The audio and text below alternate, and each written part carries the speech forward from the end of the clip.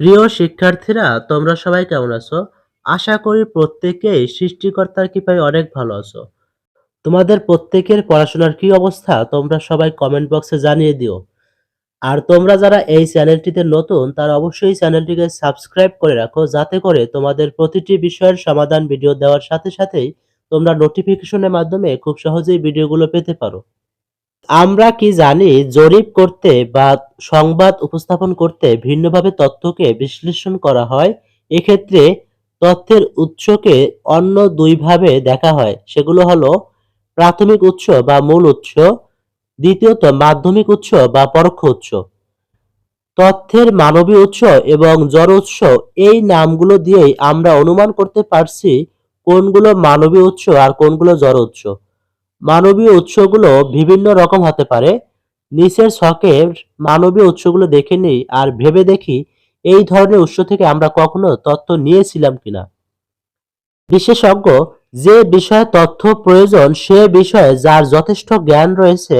যেমন যদি স্বাস্থ্য বিষয় নিয়ে তথ্যের প্রয়োজন হয় তাহলে নির্দিষ্ট বিষয়ের চিকিৎসক, কৃষি বিষয়ে তথ্যের প্রয়োজন হলে উপজেলা কৃষি বিশেষজ্ঞ।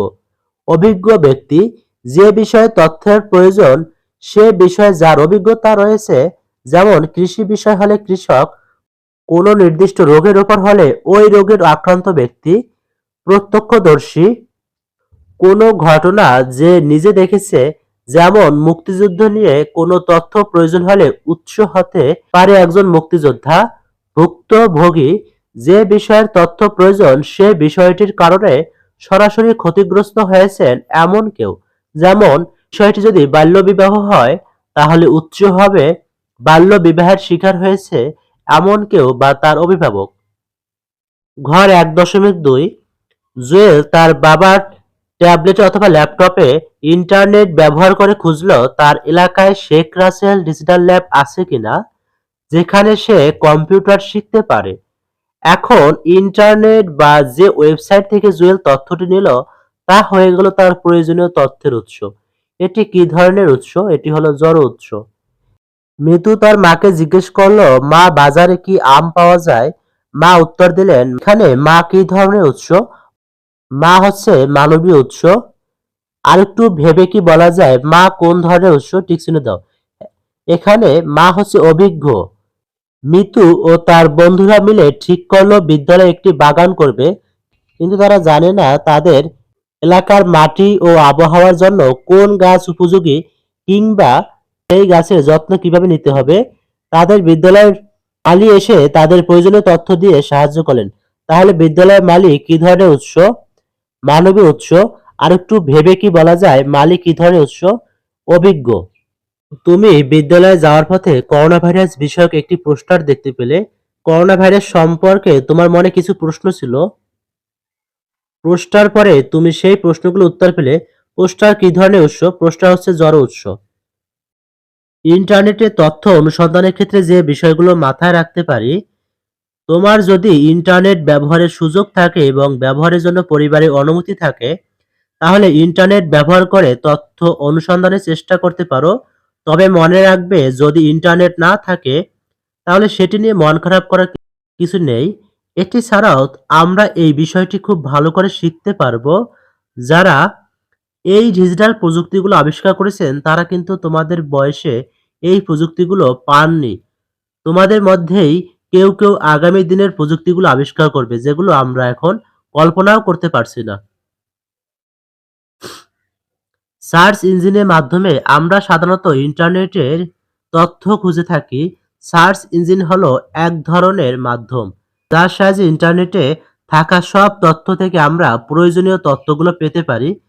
সবচেয়ে পরিচিত সার্চ ইঞ্জিন হলো গুগল। এছাড়া আছে being, Baidu, Yahoo, Yandex, Yandex, ask.com। Keyword, ইন্টারনেটে তার বিপুল তথ্য ভান্ডার থেকে কিওয়ার্ড ধরেই আমাদের জন্য তথ্য খুঁজে বের করে আনে। মনে করো আমি জানতে চাইলাম বাংলাদেশের সবচেয়ে ছোট নদীর নাম কি। এর পুরো একটি বাক্যে কিওয়ার্ড হচ্ছে বাংলাদেশ ছোট নদী। আমরা কি চাইলে পরীক্ষা করে দেখতে পারি এই পুরো লাইন লিখলে যে তথ্যগুলো আসে, শুধু এই 3টি শব্দ লিখলেও একই তথ্যগুলো আসে। তাই তুমি যত সুনির্দিষ্ট কিওয়ার্ড দিয়ে ইন্টারনেটে সার্চ দিতে পারবে তত দ্রুত এবং কার্যকর তথ্য তুমি পাবে। সার্চ দেওয়ার পর তুমি দেখতে পাবে অনেকগুলো ওয়েবসাইটের সাজেশন বা ফলাফল আসে। এক্ষেত্রে অধিকাংশ সময় সবার আগে আসে উইকিপিডিয়া। উইকিপিডিয়ার সব তথ্য কিন্তু নির্ভরযোগ্য নয়। তাই উইকিপিডিয়া থেকে কোনো তথ্য পাওয়ার পর অন্য আরও ২-১টি ওয়েবসাইটে দেখে নেবে সবাই একই রকম তথ্য দিচ্ছে কিনা। তথ্যের পাশাপাশি অনেক সময় অনেক বিজ্ঞাপনের ওয়েবসাইটও চলে আসে। সেগুলোতে ক্লিক করলে প্রয়োজনীয় তথ্য পাওয়া যাবে না। কোন ওয়েবসাইট থেকে তথ্য নেব তা নির্ধারণ করাটাও জরুরি। বাংলাদেশের কোনো তথ্য হলে সরকারি ওয়েবসাইট তথ্য বাতান থেকে নেওয়া সবচেয়ে বেশি বুদ্ধিমানের কাজ হবে।